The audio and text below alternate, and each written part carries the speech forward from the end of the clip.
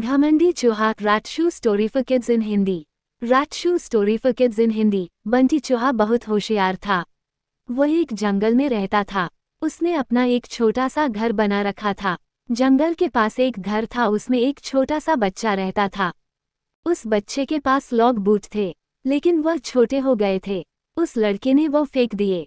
बंटी चूहा, अरे ये जूते तो बहुत अच्छे हैं, मैं इसमें आराम से सो सकता हूँ। बंटी चूहा एक जूते को घसीटकर अपने घर के नीचे ले आता है। दूसरा जूता लाने की उसकी हिम्मत नहीं थी, इसलिए वह उसे ही साफ करके उसमें अच्छे से सोने का बिस्तर बना लेता है। फूलों से उसे सजाता है। बंटी बहुत खुश रहता था। जंगल के और जानवर उसे देखने आते थे। जानवर जब उसको देखते तो बंटी चूहा बहुत नखरे में अपने जूते पर चढ़कर बैठ जाता था। एक दिन नटखट कबूतर बंटी से मिलने आया। नटखट कबूतर, बंटी भाई बहुत सुंदर घर सजाया है और इस जूते ने तो 4 चांद लगा रखे हैं। बंटी चूहा, सुन भाई, नजर मत लगा, मैंने बहुत मुश्किल से इसे सजाया है। तुम जैसों की नजर लगी ये खराब हो जाएगा।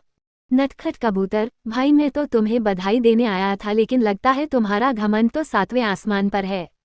बंटी चूहा, मुझे किसी की बधाई की जरूरत नहीं है। मैं जानता हूँ तुम सब मुझसे जलते हो क्योंकि तुम बाहर सर्दी झेलते हो और मैं इस जूते में घुसकर आराम से सो जाता हूँ। नटखट कबूतर बिना कुछ कहे उड़कर वापस चला जाता है। अब बंटी चूहा सारे दिन घूमकर खाना खाता और रात को अपने जूते में आकर सो जाता था।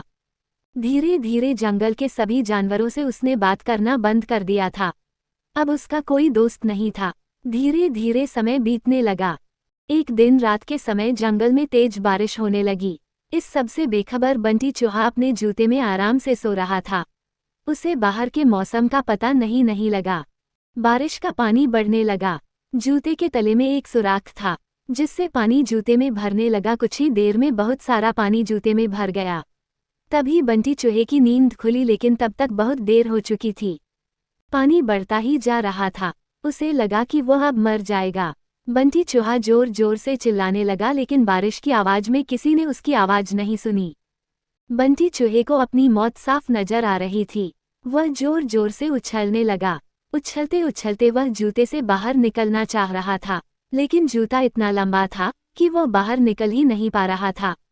इधर दूर एक घोंसले में नटखट कबूतर अपने बच्चों के साथ बैठा था। नटखट कबूतर, बच्चों, लगता है किसी के चिल्लाने की आवाज आ रही है। कोई मुसीबत में है। उसने बाहर निकल के देखा कि आवाज उस जूते में से आ रही थी। वह तुरंत समझ गया कि बंटी चूहा जूते में फंस गया है। नटखट कबूतर बिना देर किए किसी तरह उड़कर वहां पहुंच गया। वह जूते के ऊपर बैठ गया। उसने देखा बंटी चूहा डूब रहा है। बंटी चूहा, कबूतर भाई मुझे बचा लो, नहीं तो मैं मर जाऊंगा। नटखट कबूतर, क्यों, तुम्हें तो इस जूते के सिवा किसी की जरूरत नहीं थी। बंटी चूहा, भैया बचा लो, मैं घमंड में आ गया था। ये सुनकर नटखट कबूतर उसे अपनी चोंच से पकड़कर खींचने लगा, लेकिन बंटी चूहे का वजन ज्यादा था। नटखट कबूतर उसका वजन उठा नहीं पा रहा था। नटखट कबूतर, भाई रुको, मैं अभी बाकी जानवरों को बुला कर लाता हूँ।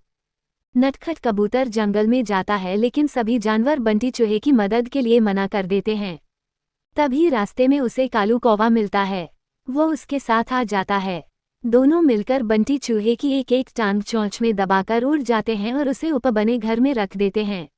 बंटी चूहा अपने किए पर बहुत पछताता है। अगले दिन वह जूते को खींचकर उल्टा कर देता है। उससे उसका पानी निकल जाता है। उसके बाद वह उस जूते को घसीटकर ले जाता है और नदी में फेंक देता है।